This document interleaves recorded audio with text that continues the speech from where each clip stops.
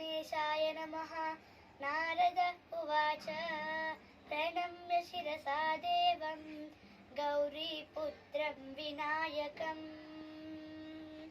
भक्तावासं स्मरे नित्यम् आयुष्कामार्थसिद्धये।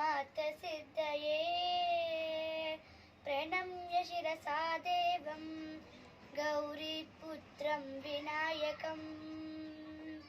भक्तावासं स्मरे नित्यम् आयुष्कामार्थसिद्धये।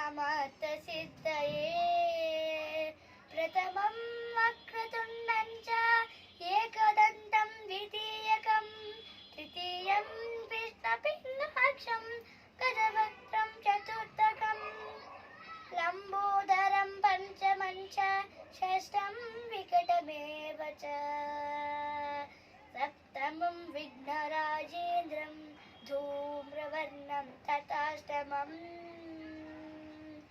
नवमं बालचन्द्रं च दशमं तु विनायकम् एकादशं गणपतिं द्वादशं तु गजाननं द्वादशैतानि नामानि त्रिसन्धिं यः पठेत् नरः न च विघ्नभयं तस्य सर्वसिद्धिकरं प्रभुत् विद्यार्थे लभते विद्यां धनते लभते धनं पुत्रार्थे लभते पुत्रा मोक्षार्थे लभते गतिं जपे गणपति स्तोत्रं षड्भिर्मासे फलं लभेत् संवत्सरेण सिद्धिं च लभते नातृसंशयः।